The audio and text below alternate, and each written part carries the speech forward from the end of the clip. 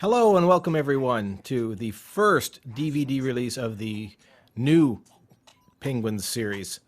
I'm Tim Hodge, executive producer, and I'm going to be giving you a commentary and hopefully not ruining your visual experience by talking over all the funny gags.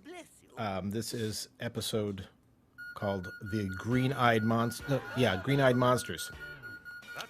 Written, we'll find out in a moment. I believe this one was written by Robert Lee. Robert G. Lee, a favorite of one of our writers in Big Idea. He's done several VeggieTales episodes, starting with The Ballad of Little Joe, and he was a natural fit to the humor involved in Penguins.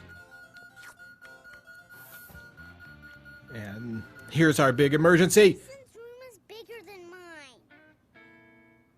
Aw. Now, Michelle having a room on the ship was a new development. Both the kids do. It was based on an idea early that we had that the kids were going to be stuck on the ship. It was going to be a fun plot element, I thought. It's going to be kind of a Gilligan's Island Lost in Space motif, with every week they were going to be trying to get home because the Galiesel was broken. And in that plot, Cavitus had the one part they needed, so their enemy was going to also be their rescue week after week after week. And but cooler heads prevailed, and we thought that we do need to see the cottage in each episode and have the prayer time at the end with Grandmom. So there we have it. It went back to closer to the original motif.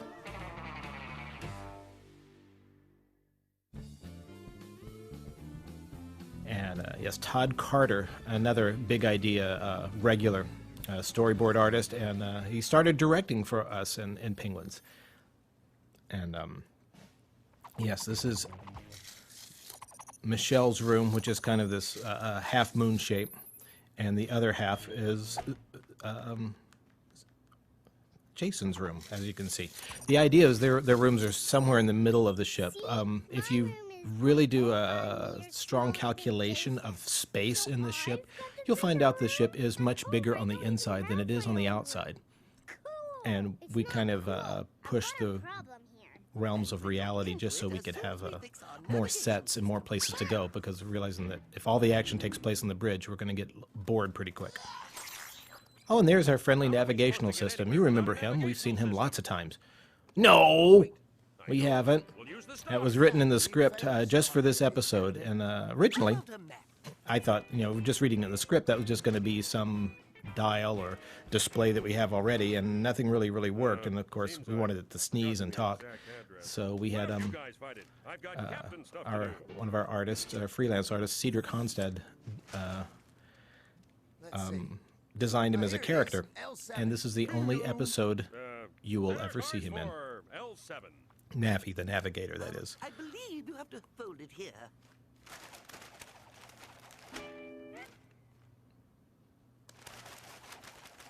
Yes, and a series of origami jokes. Which is, it's weird when you're having modelers halfway across the world create these origami shapes when they have no idea necessarily what the script is, because each artistic department doesn't necessarily know what haven't seen the storyboards. So we've drawn these pictures of these origami swans, and here, it's supposed to look like a map, a star map folded into origami, and they've got no clue. So we went through a few rounds of making it look like a origami so that the joke would read. Now Saul, the keeper of the Comet Lounge, is a new character for the series. And he did come out of the idea that I was talking about before, where we weren't going to be going back to the cottage. So we needed a voice of wisdom, to someone to dispense the proverb of the week, since Grandmom wasn't going to be there. And so we came up with this soda fountain manager, Saul, like Solomon. I never understand anything you say. I know. I love that joke. Now this little scene right here, where Michelle turns her head to deliver her line, that was something that was added late, actually, because we realized as we were going through the storyboards that the peanut butter gag, which ends up being important to the plot, it wasn't really clear that they were loading up with peanut butter. We saw the bags of peanut butter going by, but it's like, that's not really clear. Nobody's going to get that they're loading up on peanut butter. So we had the actress that does Michelle record that line a little bit late. We had already actually done the animation, and since we didn't have any lip sync to go with, we made sure she was just turning her head, so we didn't have to actually do lip sync, and we could drop in any line we wanted. She could have said, "My Mitchell, you look nice today." Now this is a kind of a dangerous gag to do, in that we're showing someone flip peanut butter on a TV screen, and we're hoping that nobody gets an idea to actually do that. So kids, if you're listening to this commentary and you just haven't gotten bored with it so far, please never, ever, ever flip peanut butter on your TV screen. It's funny on, what for penguins, but no. Your parents will be horribly upset with you, and you'll be mowing the lawn a long time to pay for a new television, especially if you've got one of those LCD or plasma screens. Planet Picket. Yeah, we went back and forth about how to put that picket fence around it. We thought, should it be a giant fence that sticks around the edge, or should it float around like Saturn's rings? Ultimately, the Saturn ring type prevailed. And the classic Penguin's Landing. We didn't do it every episode like we did in the original 6 that were direct to DVD, just because we were strapped for screen time. Those episodes ran almost a full half hour. These got trimmed or running about 22 minutes because we have to put in commercial time for television, of course. So we have to streamline our storytelling style. So repeating gags like showing landing gear eat up valuable screen time for story. And the story on the sheep here. We notice we have red sheep and we have blue sheep and one that's a little both. Well, when we wrote the script, we knew we needed 2 different species or factions of sheep. And, on Earth, we have white sheep and black sheep. But, that's too usual. This is on an interstellar location. It's a planet, so we have to have weird stuff. And notice their tails have little weird antenna things on them, too. But with that, how can we come up with 2 new colors, which, there are millions to choose from, obviously. But we thought red and blue would be fun, because at the time we were still going to, the red states and the blue states were still making headlines in the news. So, a you joke. Bob Lee loves puns, so they're a writer. So if you find an episode that is rife with puns, you can bet Bob Lee did it. He's great with them. Oh, and the one sheep that's both red and blue, we realized whichever sheep is going to be in charge can't be one side or the other. So we mixed his species thing. Okay, here's my plan. We transport everything from Jason's. This acting on Michelle right here is really, really great. I love the way she. Nameplates too. They'll never know the difference. She goes through her hand gestures and does her little body back and forth. It would be fair for me. And that smile for me. Oh, she's great. I really appreciated that. And working with animators who are on the other side of the world, literally, and we're on an 11-hour time difference, the communication becomes rather tricky. So when I can get somebody who can pull off great acting like that without a lot of coaching, I really, really appreciate it. Especially, I never meet these guys face to face. And none of the directors do. I didn't direct this episode. Todd couldn't be here today. But as executive producer, I'm involved in just about every step on this. So if something goes wrong, it's my fault. So being executive producer means everything is your fault and you don't sleep much. Now that idea, the grass on the other side of the fence, that's how this whole the plot idea started. Because when we knew we wanted to do a plot about envy, and you just start throwing ideas around like, what does envy mean? It means jealousy. It means you want something else. And you come up with all these phrases, common phrases that would embody that. I'm coming back to that. I just noticed Michelle's got a sock there, and she doesn't wear socks, but she's worried about her socks getting eaten. But anyway, so you throw out phrases like the grass is always green on the other side of the fence, things like that. And that'd be a fun motif. Actually have a fence and grass on both sides. We could do a planet like that. And what creature would, of course, be jealous or envious of grass would be sheep. So the whole thing starts with a common phrase, and you build a whole plot around it. And then there is the green-eyed monster, the other common term for envy, which I believe is actually a Shakespeare phrase. If I remember my English classes well enough, he was the first one to actually put that in print. So by watching Penguins, you learn Shakespeare. So tell your parents it's educational. It's just they've got a problem over at the. And the little communicator device was Kevin, go help. we use that a lot in the new series. It was actually based on an old 50s transistor radio style. I had an old radio, and I took some photos of it and gave it to the designer who was the freelance artist who was designing it, and he based a lot of his ideas on. Of course, he changed it a lot, but we wanted that future retro look, which is what all Penguins design is based on. What? Me? Oh, The location here, yes, my... the planet, the trees, this building itself were all designed by Phil Demetriadis, who's worked with VeggieTales for a long time. He works freelance with us now. He used to be an on-site artist.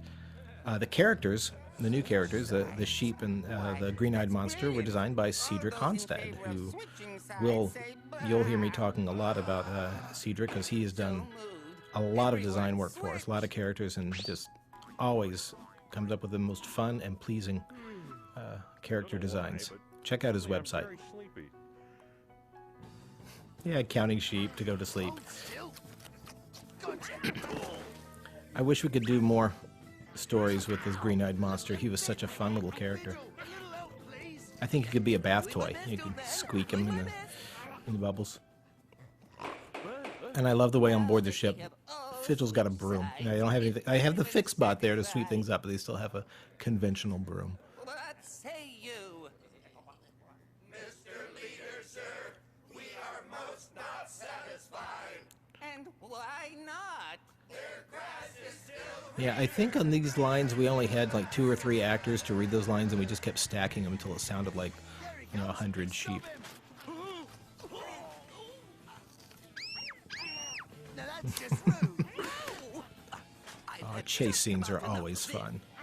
And that's something we didn't do a lot in the original 6 direct-to-DVD episodes. You notice we've got 2 locations split with the action. We have some people stay on board the ship, and some people go to the planet. And we try to repeat that because it really is a beneficial storytelling motif, where you can it speeds up the pace of the film, and plus you can have little small cliffhangers where you leave one location in the middle of a problem, so you want to get back to it, then you cut back to the other guys. And if you ever do any screenwriting classes, you'll find it's a very common and beneficial technique.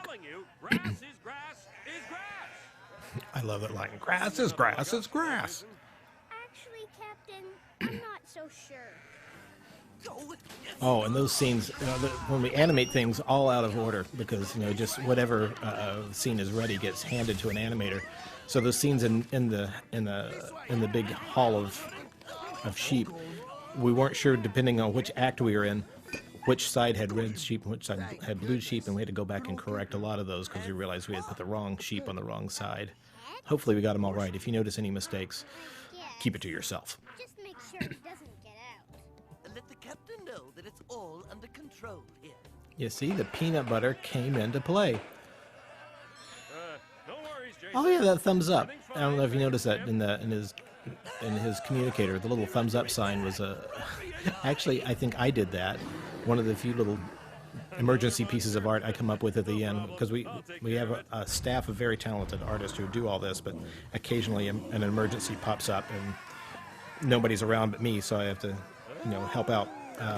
But I think I actually pulled that from an old VeggieTales episode we did. I think it was a stamp for the countertop sequence on God Made You Special that we didn't use, but I still had it on my computer. So, like, here's a piece of art real quick. I just woke up. I need to brush my teeth, comb my hair.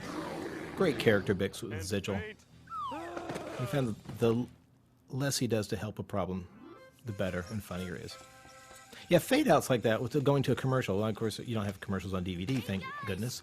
But that was another little motif we had to get used to writing for, and writing for TV, as opposed to the original DVD episodes, which they were, a straight 30-minute little mini movie, and we have to make room for our sponsors to give their voice. Attacked by the green-eyed And of course, you want to leave at a dangerous moment, something that's a bit of a cliffhanger, so the audience comes back after a commercial. Exactly.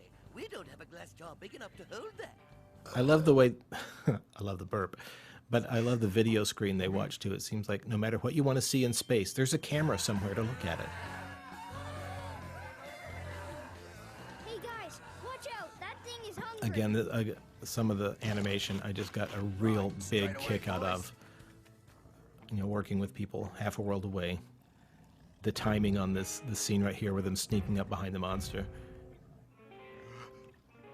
And everybody sneezes when they don't need to. And then it was just incredible timing. Just that they almost get eaten and then the jar comes down and traps him. Fly around the galaxy saving people if we're stuck sitting on this. Don't worry, Captain, he's trapped. Zichel's got great reactions That's here. right.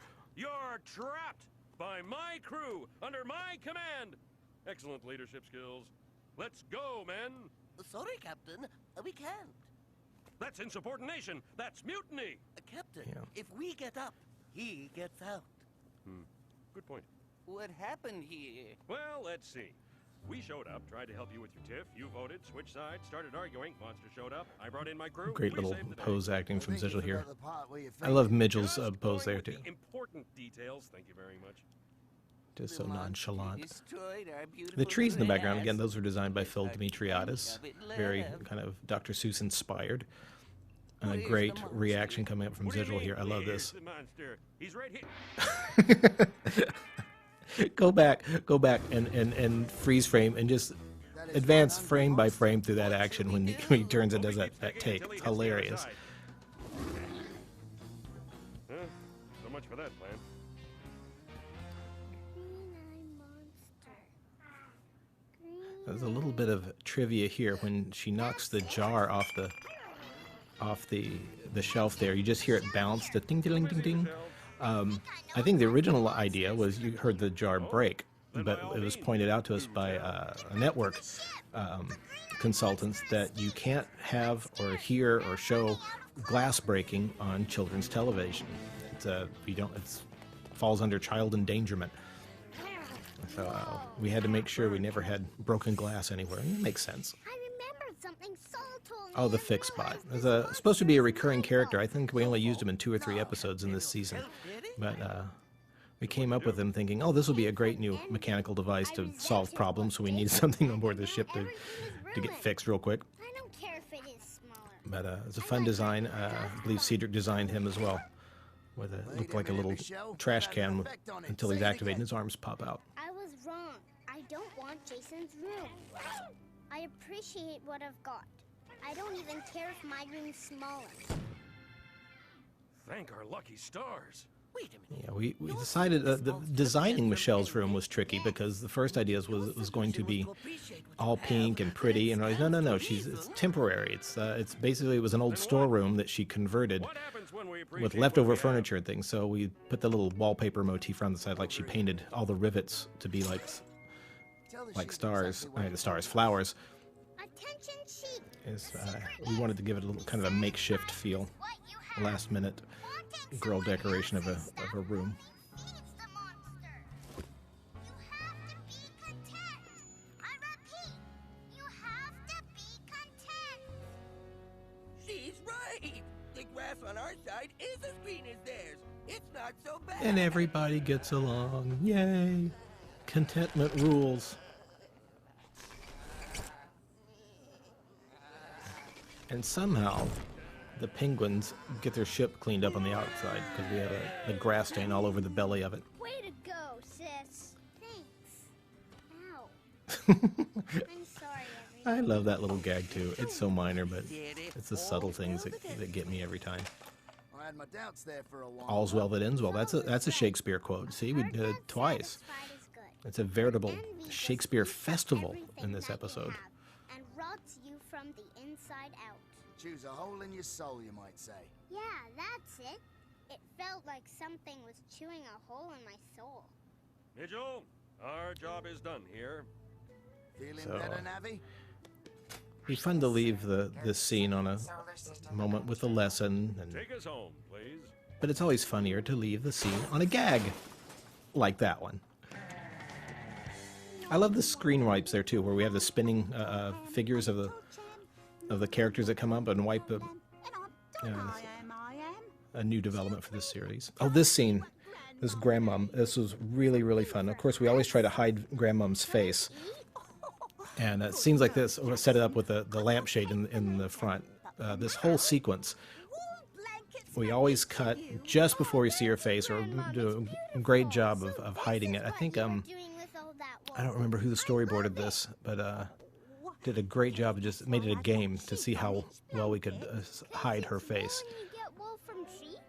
I like this shot right here, where even with the camera move, if we had kept the camera in one place, she probably would have walked out behind that lamp, but we rotated the camera around to keep the lamp in place. And then a cake, which somehow doesn't need a pan to bake in, becomes another device to hide grandmom's face.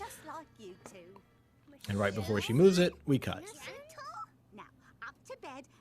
I think this is one of the best episode sequences for that in this whole 20-episode series that we've done. That we always hide her face, but that one was the most playful. It made it a really great game of almost showing, but not quite. It's not like liver, is it? No, it's a tropical fruit, dear. Hey, his piece is bigger than... Bigger than what, Michelle? Nothing, Grandma. Bigger than what, as we I'm happy with the piece of get a cake nice I view have. of her backside. Good night, An dear. unintended joke. And see, right, she almost steps in the frame here, and then we cut. Thanks for getting Jason Brilliant, and brilliant through camera this work. last couple of Whoever days. did that. Sorry I was so envious. Me I too. wish I could take Next credit for it, time, but I we'll can't. Remember to be happy with what we have and not be resentful And of what we try to don't end have. every Yeah, episode with we're gonna really saying prayers. Not remember all of them in this way, I but we don't have want at any least this monster feeling eating winding up. sauce. If we ended every Please bless episode, it'd get rather Mom monotonous. and Dad and Zigil and Majel and Vigil And we have a Jen. continuity error here, Amen. right?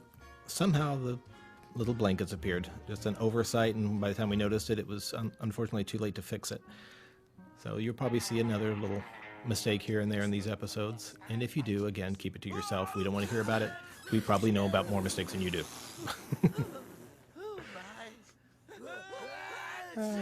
Now they're all sick. They got the virus from their navigational system.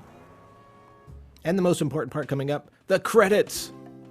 Which you get to see them full widescreen on DVD instead of on Saturday morning where they're all scrunched over to the side running at twice the speed. So if you happen to be one of these talented people's parents, now you can actually read their name and be proud. And write them an email saying, I read your name on screen! I read it! It's so wonderful! Thanks everyone. We'll see you for the next episode. It's Tim Hodge signing off.